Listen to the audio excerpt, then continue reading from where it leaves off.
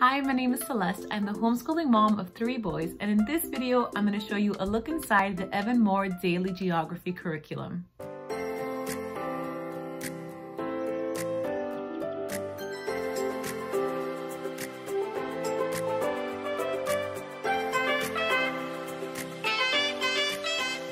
So in this video, I'm going to talk about a few of the features of this curriculum, and then I'm going to flip the camera around and show you a look inside as well.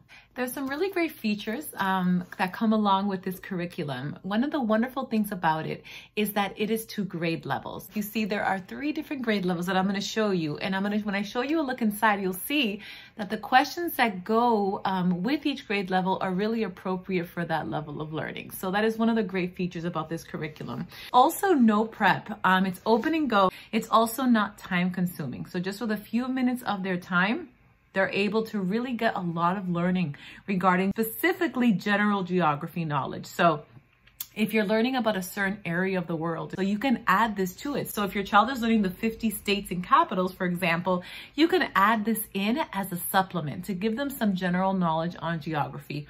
Or it can also be used as a standalone curriculum. So it gives you that flexibility. But I'm going to flip around the camera and show you a look so you can see what I mean. So we used this specific curriculum last year when our sons were in 6th, 4th, and 2nd grade, and we enjoyed it. It was really great. The boys did learn quite a bit regarding general geography information. This year we took a break to be able to go a little deeper into other areas of the world, but next year I plan on using the 6th and 4th grade level with our younger 2 boys, and then my oldest one will be doing something else. This specific Daily Geography curriculum by Evan Moor covers, to my understanding, from 1st grade to 6th grade. And then there are other resources and curriculums for older middle school grades, but from 1st to 6th grade, this specific Daily Geography curriculum is available. I'm going to be showing you the layout with the 2nd grade, and then I'm going to show you also look inside a few of the lessons of the 4th and 6th grade as well. Okay, so this is a look inside the 2nd grade Daily Geography practice. This is the teacher key. There also is a student workbook that you can get if you would like. I'm going to insert a picture of that and also link that down below. In case you'd like your student to have their own workbook, you can grab that. Or you can also just get this teacher key, and this allows you to make reproducible copies. So you could also just make copies of this book for your student as well. So when you open it up, it shows you a layout of the different sections within the book, but I'm going to go through and actually show them to you. So the first thing you see here are the National Geography Standards for the 2nd grade. So to show you the different standards and then what lessons or what weeks cover those standards.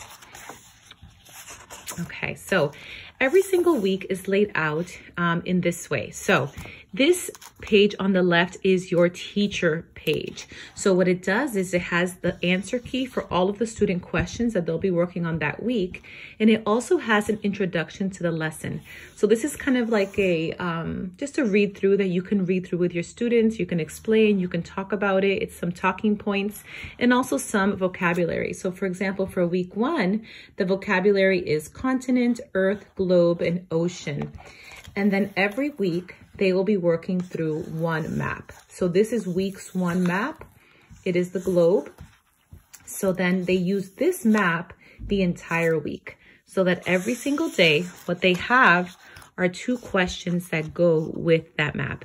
So Monday, they have 2 questions. Tuesday, they have 2 questions. Wednesday, Thursday, Friday, and then there is also a challenge if they would like to do it at the end of the week as well. So again, it's only 2 questions per day. This is why it goes by so quickly. It's not very time consuming, but they are getting a great sense of general geography information as throughout the week they continue working through with that same map. So I'm just going to kind of walk through a few of the first few lessons so that you can see. Again, this is the 2nd grade. And one thing you will see is that as the older grades come, they talk about a lot of the same geography points and topics, but they go deeper in a more advanced way. So let me take you halfway through at week 18.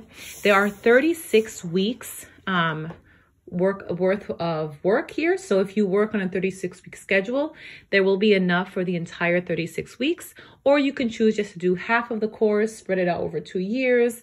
You have the flexibility to decide how you would like to make this work. But on week 18, which is halfway through the course, they are looking at a land and water map of Minnesota. Again, it's an introduction to the map, some vocabulary words, border, lake, and river. And then here is the map of Minnesota that they will be using throughout the entire week. Again, you flip it over and you see there are just 2 questions for each day. And by the end of the week, they have a great sense of those different areas or different information regarding the Minnesota map. So that's really great. I'm going to move forward to the final week so you can get a sense of how the last map that they will be working. It is a neighborhood plan, and you'll see that in the older grades as well, they also do something similar, but a little more advanced. So here is an introduction to a neighborhood plan. Vocabulary is community, neighborhood, empty lot. And then here is their map. It also includes an empty lot, which is great because if you notice, once you get into the questions, the challenge is asking them to build something in that empty lot, to draw it and kind of learn how to start making a neighborhood plan, how a neighborhood map is laid out, how to read a neighborhood map. So it's a really, really great skill. So that is the final week. At the very end, there's a glossary that you can take this and you can make photocopies if you'd like. You can have them color the map, put it into their binder, into a notebook, however you'd like. The 4th grade level is laid out in a very similar way. And I'm not going to go over the beginning because it is laid out in the same way. Just going to go to I'll go to week 2 on this one so you can get a sense of one of the first lessons they have. This talks about globe lines, and some of the vocabulary is axis, equator, hemisphere, North Pole, prime meridian, and South Pole. And then here it talks about the different globe lines. This is the map they will be using for week 2 for the entire week. And then here are their questions for each day. Great thing about this curriculum is that it's very independent. Once you introduce the lesson, then your child can go through and answer their questions independently. Again, it doesn't take a lot of time, but they do learn a lot of great general geography.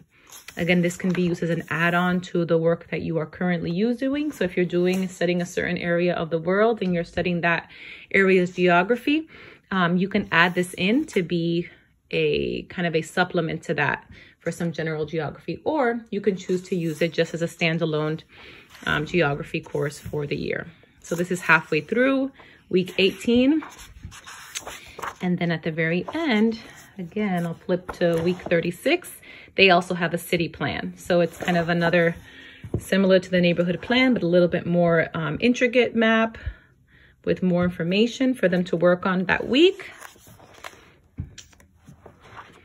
And then here are their questions. So here they're going to pretend they're a city planner within the challenge of that final one. And then this also has a geography glossary in the back for them as well. The final level for daily geography is grade 6. So this is the final level that they have for this specific curriculum. So again, laid out in the same way the others are. I'll show you a look at week 3. For this particular level, talking about the 4 hemispheres, introducing vocabulary, cartographer, equator, hemisphere, North Pole, prime meridian, and South Pole. And here is the map that they will be using for the entire week. And then here are their questions for that week. Taking you halfway through the course for 6th grade, they're looking at the rivers of the world, introducing the map, introducing the vocabulary, and then here is their map for that week, as well as their questions. And then I'll take you to the final lesson, just like I did in the other ones. This is also a city plan that has their city map, and then their questions, and then their their challenge, which are always so great at the end.